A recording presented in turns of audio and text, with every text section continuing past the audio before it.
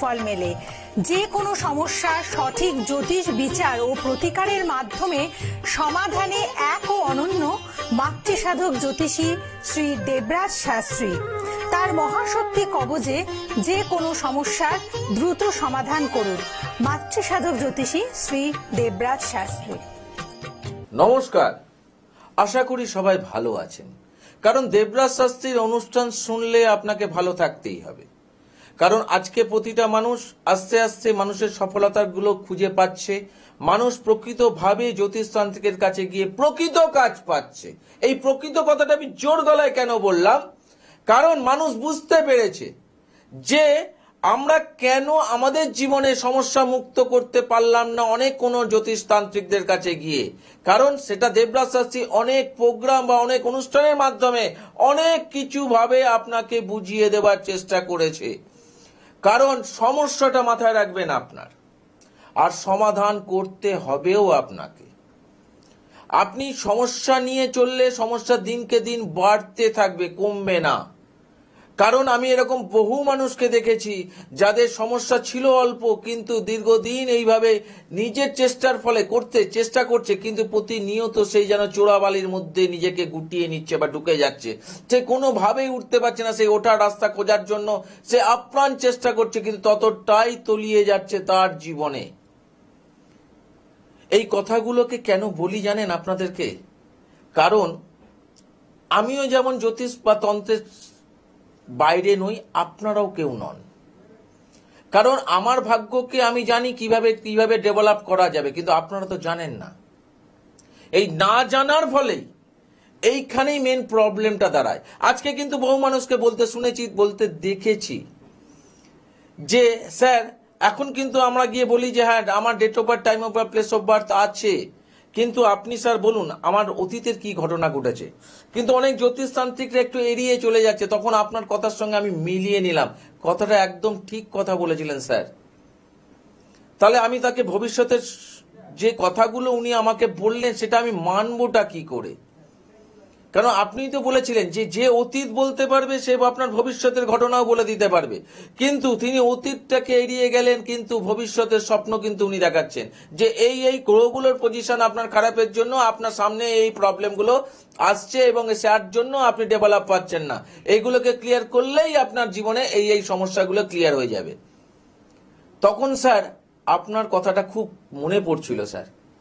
কারণ এই ধরনের মানুষগুলো যখন আমার কাছে আসে তখন তাদের কথাগুলো শুনেই আমি আপনাদেরকে বলার চেষ্টা করছি যে আপনি কিন্তু প্রকৃতভাবে বলে দিয়েছিলেন স্যার, আর ঠিক সেই ঘটনাগুলোই হচ্ছে। তখন আমি স্যার কি করলাম, আমি বললাম ঠিক আছে, আমি পরে চিন্তা ভাবনা করে চলে এলাম। কারণ আপনি বলেছিলেন যে অতীত মেলাতে চাইবে না বা অতীত বলতে চাইবে না বা অতীতের ঘটনাকে ঘাটতে চাইবে না, তাদের কাছে আপনি কি করে বুঝবেন যে আমি সঠিক মানুষের কাছে পৌঁছেছি? কারণ ভবিষ্যতের স্বপ্ন তো সবাই দেখাতে পারে, কিন্তু ভবিষ্যতের স্বপ্নটা যে দেখাচ্ছে সেটা কার্যকারিতা হবে কি না সেটা তো ডিপেন্ড করবে আমার জীবনের অতীত ঘটনা উনি কিছু বলতে পারছেন কিনা, যেটা আমি মেলাতে পারছি কিনা।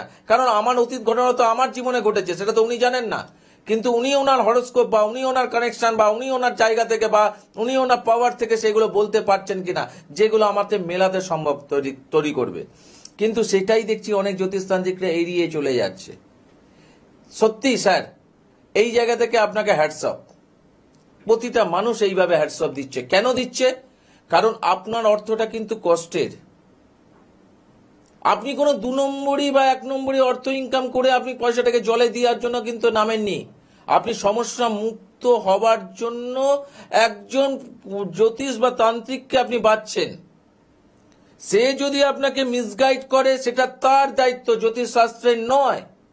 আমি অনেকবার অনেক প্রোগ্রামের মাধ্যমে এগুলো বুঝিয়েছি। কারণ এই জিনিসটা দেখতে গিয়ে আরেকটা জিনিস যেটা সবার ক্ষেত্রে মনে হয়, যেটা হচ্ছে স্ট্রাগল। আমরা জীবনে প্রতিটা মানুষই স্ট্রাগল করতে হয়, কারোর অল্প কারোর বেশি। এই স্ট্রাগল জায়গাটা কোন ভাব থেকে দেখি? অনেকে ষষ্ঠ ভাব বলবে, অনেকে দশম ভাব বলবে, অনেকে একাদশ, দ্বাদশ, যা যেখান থেকে বলবে যারা। অরিজিনালি ভাব কিন্তু সপ্তম ভাব, যেটা আপনার বাধা স্থান। তাহলে আপনার জীবনের স্ট্রাগল আপনার সপ্তম ভাব বলে দেবে যে আপনি আপনার জীবনে কতটা স্ট্রাগল করতে চলেছেন।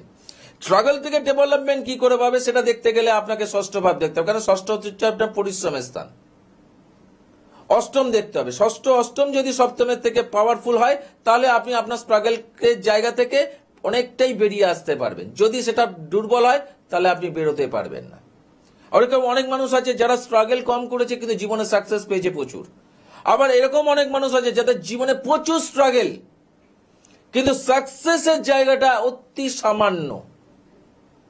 তাহলে মানুষ তো প্রতিনিয়ত চেষ্টা করছে, চেষ্টাবিহীন তো কোনো মানুষ নেই। কেউ চাকরির চেষ্টা করছে, কেউ পড়াশোনার জায়গাটা ডেভেলপ করার চেষ্টা করছে, কেউ ব্যবসাটাকে আরো ভালো বড় করার চেষ্টা করছে, ব্যবসাটাকে দাঁড়িয়ে করিয়ে সংসারটাকে ঠিকঠাক করার চেষ্টা করছে। কেউ চাইছে যে চাকরি করে আমি আরো যাতে বেটার পজিশনে যেতে পারি, সেই জায়গায় চেষ্টা করছে। প্রতিটা মানুষকে চেষ্টা করতে হবে, চেষ্টা ছাড়া তো কার্যকারিতা পাওয়া যায় না, এটা আমার জানা নেই। কিন্তু আমি কখন কোন জায়গায় কি চেষ্টা করলে আমার জীবনে বেনিফিট হবে সেই সম্বন্ধে জ্ঞান অবশ্যই একজন জ্যোতিষতান্ত্রিকের থাকা উচিত। সেটার কিন্তু এখন একটু অভাব হয়ে দাঁড়িয়েছে বলেই আপনারা ভুল বা মিসগাইডের মধ্যে দিয়ে আপনাদের জীবনটাকে গড়ছেন। কারণ আমি দেখেছি, বহু মানুষকে দেখেছি যারা 4, 5 জায়গা, 6 জায়গা, 7 জায়গা, 8 জায়গা, 10 জায়গায় দেখানোর পরে বিশ্বাস হারিয়ে যাওয়ার পরে সেই মানুষটি আমার কাছে এসে কার্যকারিতা পেয়ে গেল। এবং সবচেয়ে প্লাস পয়েন্ট যেটা হলো, যখন সেই মানুষটা এসছে তাকে যে প্রেডিকশনটা আমি দিলাম, সে বলছে স্যার এরকম প্রেডিকশন আমি 10 জন কেন 12 জনের কাছে গেছি, একজনও বলতে পারেনি। তাই জানো তো বারবার আপনাদেরকে এই কথাটা বোঝাবার চেষ্টা করছি, পয়সাটা দিচ্ছেন আপনারা, খরচা করছেন আপনারা, সমস্যা মুক্ত করতে হবে আপনাদেরকে, বেছে নেওয়ার দায়িত্বটাও টোটাল আপনাদের। আমি বলছি না আমি সর্বেসর্বা, আমি বলছি না আমি সর্বা বা আমি সবচেয়ে বড় জ্যোতিষ বড়তান্ত্রিক, আমি কিছু বলছি না। আমি বলতে চাইছি যে জ্যোতিষ অতীত মেলাতে পারবে সে আপনার ভবিষ্যতের স্বপ্নও দেখাতে পারবে। কিন্তু সেই অতীত আর ভবিষ্যতের মধ্যে বিস্তর ফারাক হয়ে দাঁড়ায় শিক্ষার। জ্যোতিষ শাস্ত্রটা এত সোজা সাবজেক্ট না, তন্ত্রশাস্ত্রটা এত সোজা সাবজেক্ট নয়। এই শিক্ষার জায়গা থেকে আজকে জ্যোতিষী হতে পারে। আগেকার দিনে আমরা রাজ জ্যোতিষ বলতাম। রাজা যখন কোনো জায়গায় কোনো জিনিস করতে যেত তার আগে একটা জ্যোতিষীর পরামর্শ গিয়ে তারপরে সে এগোতো, সেই জন্য তাদেরকে রাজ জ্যোতিষ বলা হতো। রাজা সেই পরামর্শ অনুযায়ী যেত, কিন্তু সেই পরামর্শটা এখন কার কাছে করবো স্যার? সবাই তো ভয় দেখায়, সবাই বলছে হয়ে যাবে, সবাই বলছে এই করতে হবে, সবাই বলছে এই না করলে কার্যকারিতা পাওয়া যাবে না। তাহলে কি করব স্যার? আমি তো বুঝিয়ে দিয়েছি অনেক প্রোগ্রামে। যারা আমার এই অনুষ্ঠানে নতুন দেখছেন, যারা ভাবছেন যে আগের প্রোগ্রামগুলো কি বলেছে স্যার আমি তো জানি না, তার জন্য ইউটিউবে আমরা দেবরাজ শাস্ত্রী সার্চ করে নেবেন, দেবরাজ সার্চ করে দেখতে পাবেন। এবং পরপর অনুষ্ঠানের মধ্যে আমি এইভাবেই আপনাদের বুঝিয়ে গেছি। বুঝিয়ে যাওয়ার কারণটা একটাই, আপনারা যাতে কোনোভাবে কোনো জায়গায় মিসগাইড না হন। আমি যুক্তি তর্কের প্রোগ্রাম করছি না, কিন্তু প্রোগ্রামটা করতে হচ্ছে আপনাদের জন্য, যাতে আপনাদেরকে একটা সঠিক পথ বা সঠিক জায়গা দেখাতে পারি। আমি বলছি না যে আমার কাছেই আসুন, আমি বলছি যে কোনো লোকের কাছেই পৌঁছান, যে কাকে আপনার বিশ্বাস তার কাছেই যান, সেই জ্যোতিষ হোক তান্ত্রিক হোক তার কাছে যান, কিন্তু তাকে অতীত মেলাতে দিন। আপনি ভিজিট দিচ্ছেন, তাকে অতীত মেলাতে দিন।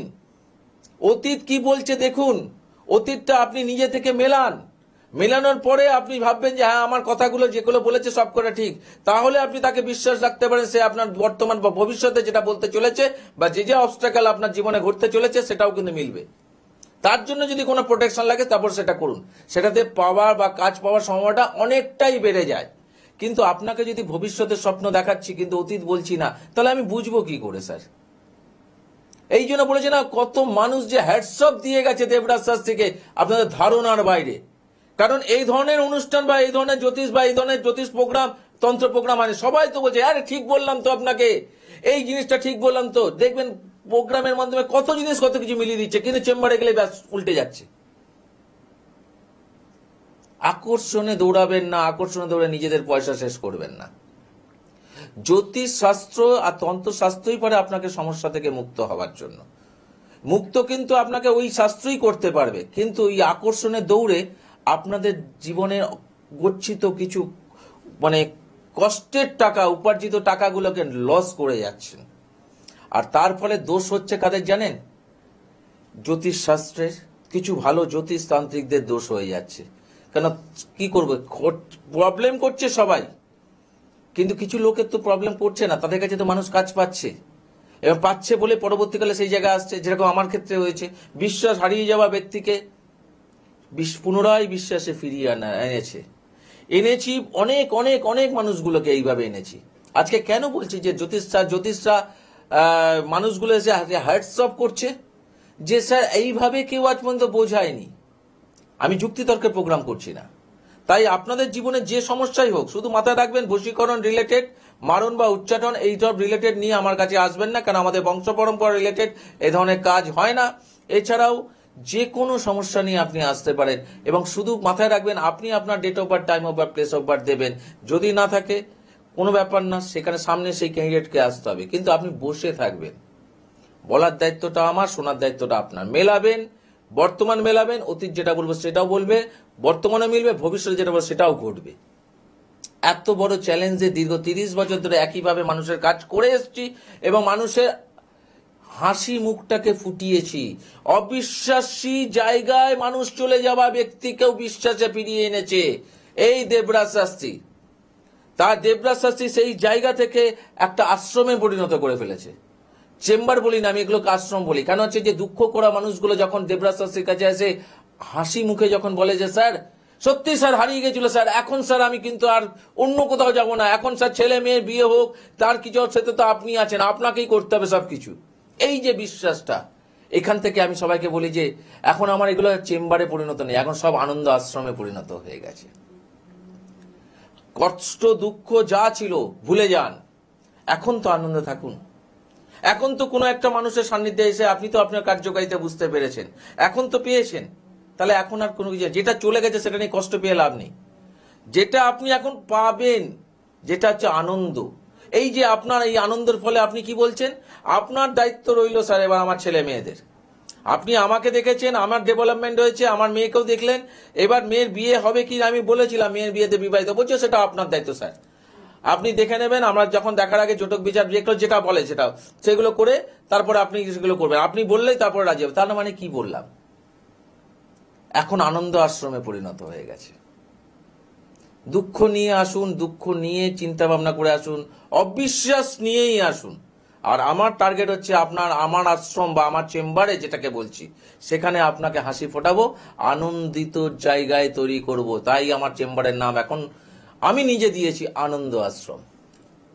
যারা মনে করছেন যে এইভাবে জীবনের সমস্যা থেকে মুক্ত হয়ে নিজেকেও আনন্দিত করতে চাইছেন বা আনন্দের জায়গায় পৌঁছাতে চাইছেন, যে সমস্যাই হোক, তাহলে এই দুটো নাম্বার আপনাদের জন্য টুকে রাখুন।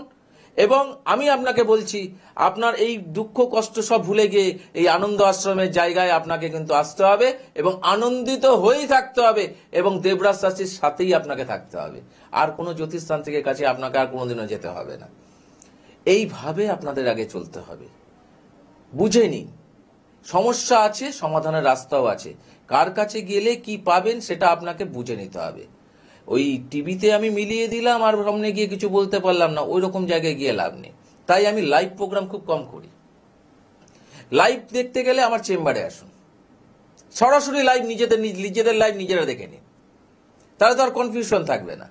টিভিতে হলে আপনাদের মধ্যে কনফিউশন থাকতো যে আদৌ কি ওটা কি নিজের লোক, ওটা কি নিজের কোনো লোক, তাই জন্য কি উনি মিলিয়ে দিতে পারছেন। কোনো কনফিউশন দরকার নেই। সরাসরি লাইভ টিভিতে দেখাবো না, আমি সরাসরি লাইভ চেম্বারে দেখাই। এবং তারা বলে যে স্যার আপনি কি আমার বাড়ির পাশে থাকেন নাকি, যেভাবে আপনি বলে দেন। তাই যারা মনে করছেন এইভাবে কার্যকারিতা করবেন, নিজেদের সমস্যাকে সমাধান করবেন, তাদের জন্য নিচের ফোন নাম্বারগুলো বললাম, অ্যাড্রেসগুলো দেখে নিন, যার যেখানে সুবিধে সেই অনুযায়ী যোগাযোগ করতে পারে। সময়ের ঘড়ি বলছে আর তো সময় নেই, আবার আসতে হবে আগামী দিন ঠিক এই সময়। আজকের মতো বিদায়, নমস্কার।